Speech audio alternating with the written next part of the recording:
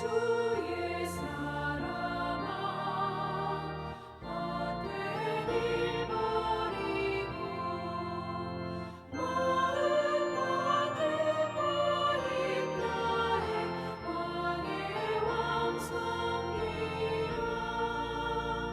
너 주의 사랑아 그날을 기다려 죄악의 밤을 이기고 새 아침 맞으라.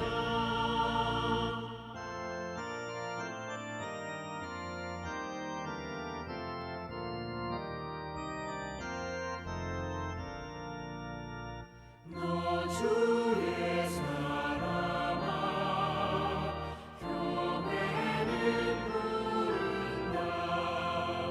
할 일이 많고 많으니 다 나와 일하라. 너 주의 사랑아 충성을 다하여 십자가 높이 들고서 발자취 따르라.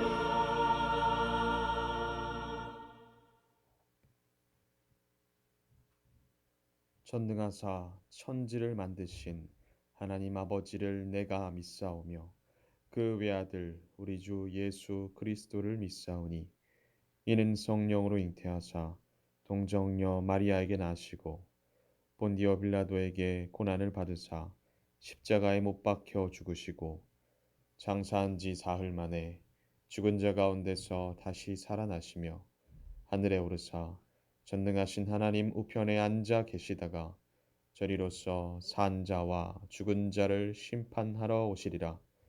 성령을 믿사오며 거룩한 공예와 성도가 서로 교통하는 것과 죄를 사하여 주시는 것과 몸이 다시 사는 것과 영원히 사는 것을 믿사옵나이다. 아멘. 우리가 오늘 함께 보실 말씀은 예레미야 26장 1절에서부터 9절까지 말씀입니다. 제가 보는 큐티책 54쪽에 있습니다. 제26장 유다의 왕 요시아의 아들 여호야김이 다스리기 시작한 때 여호와께로부터 이 말씀이 임하여 이르시되 여호와께서 이와 같이 말씀하시니라. 너는 여호와의 성전 뜰에 서서 유다 모든 성읍에서 여호와의 성전에 와서 예배하는 자에게 내가 네게 명령하여 이르게 한 모든 말을 전하되 한마디도 감하지 말라. 그들이 듣고 혹시 각각 그 악한 길에서 돌아오리라. 그리하면 내가 그들의 악행으로 말미암아 그들에게 재앙을 내리려 하던 뜻을 돌이키리라. 너는 그들에게 이와 같이 이르라. 여호와의 말씀에 너희가 나를 순종하지 아니하며 내가 너희 앞에 둔 내 율법을 행하지 아니하며 내가 너희에게 나의 종 선지자들을 꾸준히 보내 그들의 말을 순종하라고 하였으나 너희는 순종하지 아니하였느니라. 내가 이 성전을 실로같이 되게 하고 이 성을 세계 모든 민족의 저주거리가 되게 하리라.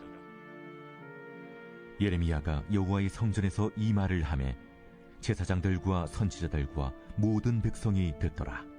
예레미야가 여호와께서 명령하신 말씀을 모든 백성에게 전하기를 마치매 제사장들과 선지자들과 모든 백성이 그를 붙잡고 이르되 내가 반드시 죽어야 하리라. 어찌하여 내가 여호와의 이름을 의지하고 예언하여 이르기를 이 성전이 실로같이 되겠고 이 성이 황폐하여 주민이 없으리라 하느냐. 하며 그 모든 백성이 여호와의 성전에서 예레미야를 향하여 모여드니라. 사랑하는 성도님들 반갑습니다. 거리두기 4단계가 시작된 지 이제 이틀째로 접어들고 있는데요. 어떻게 적응은 좀 하셨습니까? 우리가 과거에도 작년이죠. 작년에도 새벽 예배를 이렇게 드렸던 적이 있죠. 그 이후에 조금은 확산세가 줄어들고 회복되는가 싶었더니 다시 폭증해서 이렇게 예배를 드릴 수밖에 없게 되었는데요. 이 시국에 믿지 않는 사람들이야 세상을 탓하고 확진 판정받은 사람들을 욕하겠지만 우리는 더욱더 주 앞에 나와 우리의 생각과 마음을 지키며 감사를 잃지 말아야 할 줄 믿습니다. 바로 이것이 예수 믿는 자들의 삶의 방식 아니겠습니까? 오늘도 우리가 주의 말씀만을 견실히 쫓아가며 주를 의지할 때에 세상의 주류가 되는 악한 마음에서 벗어나 주가 동행하는 사람으로 주의 성품만이 우리에게서 온전히 드러나게 될 줄 믿습니다. 주의 성품이 나에게서 드러난다라는 것은 다시 말해서 주가 나를 통해 드러나신다라는 것을 말함이겠지요. 오늘 각자에게 맡기신 하루도 예수께서 우리에게 보이신 삶의 모습을 사모함으로만 살아가실 수 있기를 주님의 이름으로 축복합니다. 우리가 앞서 봤던 25장 1절에서는요. 유다왕 요시아의 아들 여호야김 4년에 라는 말로 시작했던 것을 기억하실 것입니다. 자, 그렇다라는 건 25장의 내용이 언제 있었다라는 말이 되겠습니까? 남유다의 17대 왕 여호야김이 즉위한 후 4년이 되던 해에 일어난 일이다 라는 것입니다. 자, 그렇다라는 건 오늘 함께 나눈 26장 1절의 본문은 언제를 가리킨다라는 말이 되겠습니까? 자, 오늘 본문의 1절은 유다왕 여호야김이 다스리기 시작한 때에 라는 말로 시작하는 것을 볼 수 있죠. 다시 말해서 여호야김이 즉위한 해에 오늘 본문의 내용이 일어났다 라는 것을 말한다라는 것입니다. 자, 오늘 본문은 어떤 내용을 이어가고 있습니까? 하나님께서는 여호야김이 즉위한 때에 예레미야를 여호와의 성전 뜰에 세우셨다고 합니다. 그리고 이렇게 전하라고 명령하셨다고 하는데요. 저희 4절부터 6절까지를 읽어보도록 하겠습니다. 너는 그들에게 이와 같이 이르라. 여호와의 말씀에 너희가 나를 순종하지 아니하여 내가 너희 앞에 둔 내 율법을 행하지 아니하며 내가 너희에게 나의 종 선지자들을 꾸준히 보내 그들의 말을 순종하라고 하였으나 너희는 순종하지 아니하였느니라. 내가 이 성전을 실로같이 되게 하고 이 성을 세계 모든 민족의 저주거리가 되게 하리라 하셨느니라. 아멘. 자, 4절부터 6절까지는 뭐라고 말씀하십니까? 너희가 하나님의 말씀을 순종하지 아니하였기 때문에 내가 이 성전을 실로와 같이 되게 하고 이 예루살렘 성을 세계 모든 민족에게 저주거리가 되게 할 것이다 라고 예레미야에게 선포하도록 시키신 일을 볼 수 있습니다. 자, 여러분, 실로가 어디입니까? 이스라엘 민족이 가나안으로 들어온 이후에 하나님의 성막이 있었던 곳이 바로 실로입니다. 솔로몬이 만든 성전이 세워지기 전까지 이스라엘의 중앙 성소였죠. 자, 그렇다라는 건 이스라엘 민족에게 이 실로는 하나님이 계신 거룩한 곳이며 신성한 장소였다라는 것인데요. 하지만 오늘 본문을 기준으로 과거 이스라엘 민족에게 이 실로에 있었던 하나님의 성막은 어떻게 되었다라는 것을 볼 수 있습니까? 저희가 보는 큐티 55쪽에 관주로 기록된 시편 78편과 사무엘상 4장의 내용을 보니 그때 당시 하나님 앞에서 범죄한 사람들로 인해 하나님께서는 자신의 성막에서 실로에서 떠나시며 실로를 폐쇄하셨던 것 같습니다. 자, 이게 말이 좋아서 폐쇄지 이 홈리와 비느하스가 블레셋과의 전투에서 이겨보겠다고 하나님의 언약궤를 가지고 전쟁에 나갔다가 언약궤를 블레셋에게 빼앗기지 않았습니까? 자, 그 이후로는 성경에 이 실로에 있던 하나님의 성막에 관한 언급이 없는 것으로 봐서는 아마도 하나님의 성막이 있던 실로는 블레셋에게 짓밟혀 황폐하게 되었던 것 같습니다. 자, 그렇다라는 건 이스라엘 민족에게 이러한 역사는 어떻게 기억되겠습니까? 너무나 치욕적이어서 다시는 반복하고 싶지 않고 다시는 경험하고 싶지 않은 역사이겠지요. 그런데 오늘 본문을 보면 예레미야가 어떻게 선포하고 있습니까? 솔로몬이 지은 너무나 아름다운 이 성전이 실로와 같이 되게 할 것이다 라고 선포하며 모든 민족의 저주거리가 되게 할 것이다 라고 말하는 것을 볼 수 있습니다. 자, 그렇다면 이 말을 들은 우리 이스라엘 민족이었던 남유다 사람들은 어떻게 반응하게 되겠습니까?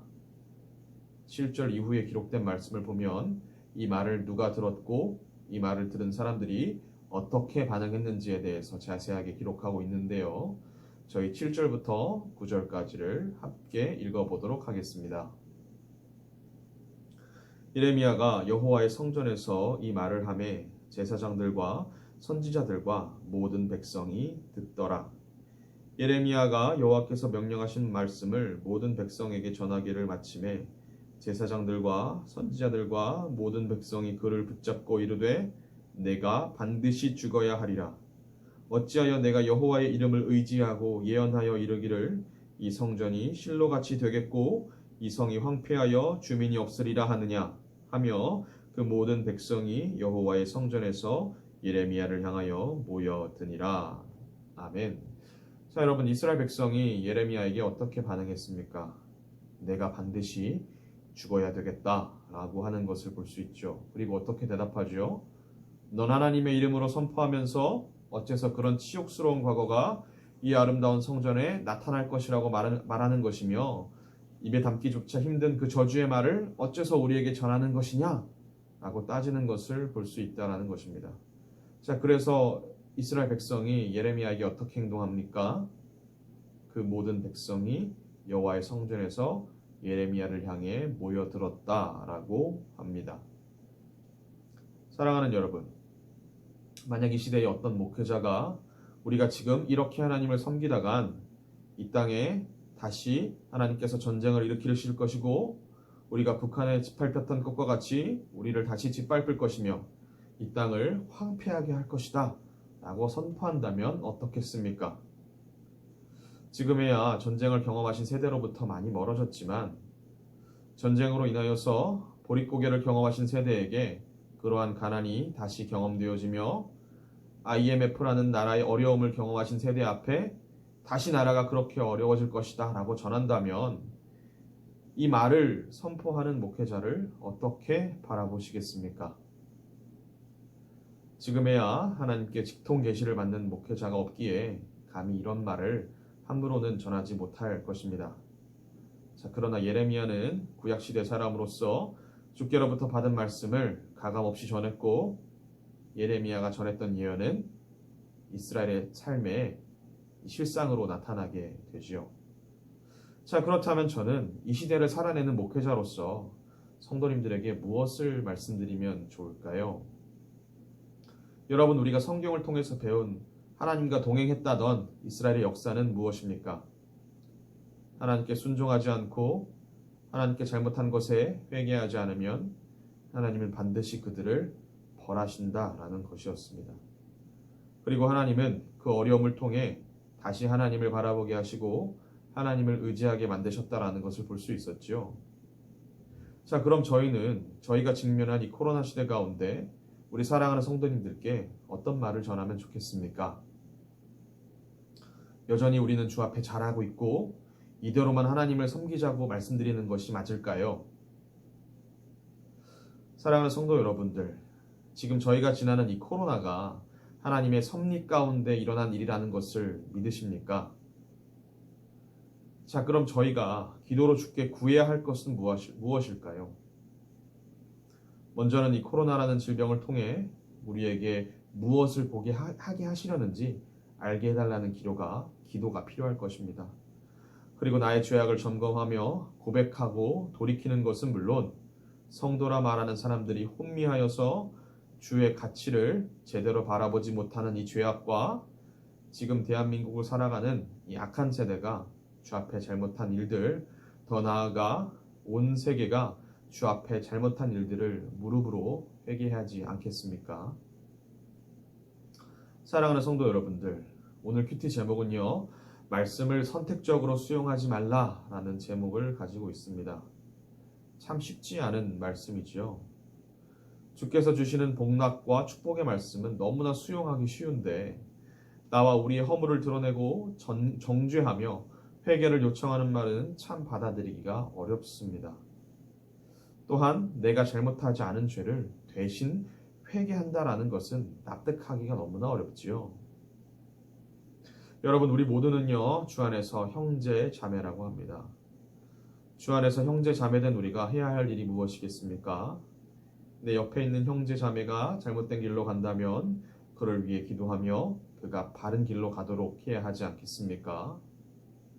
사랑하는 우리 성도 여러분들, 우리가 지나는 이 세대가 참 어렵고 힘들지만 다시 하나님 앞에 겸손하여져서 무릎으로 나아간다면, 잘못된 길에서 다시 주께로 우리의 길을 돌이킨다면 우리를 용서하시고 우리를 회복시키실 줄 믿습니다.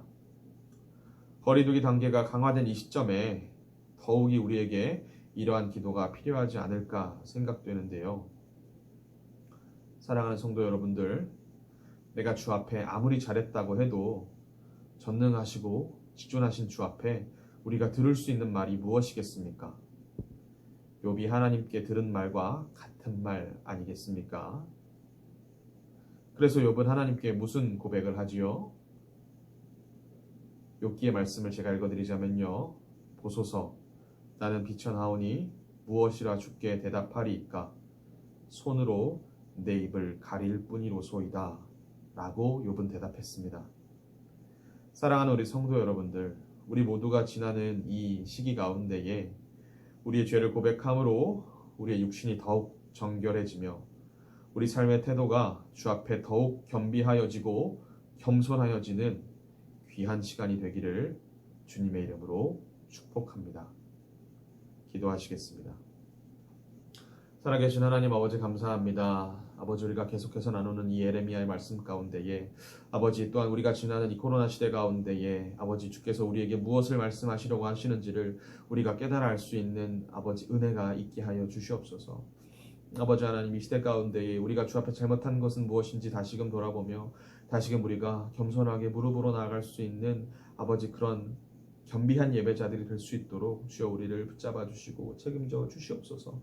살아계신 아버지 하나님, 우리가 나약하고 연약하고 아버지, 우리가 쾌락을 너무나도 사모하여 주 앞으로부터 멀어져 평안하다, 아버지 좀 더 자자, 좀 더 놀자 하며 아버지께로부터 아버지 멀어졌던 것, 아버지를 온전히 섬기지 못한 것을 고백하며 또한 회개합니다. 주여, 저희들의 죄를 용서하시며 아버지, 저희를 돌이켜 주시옵소서.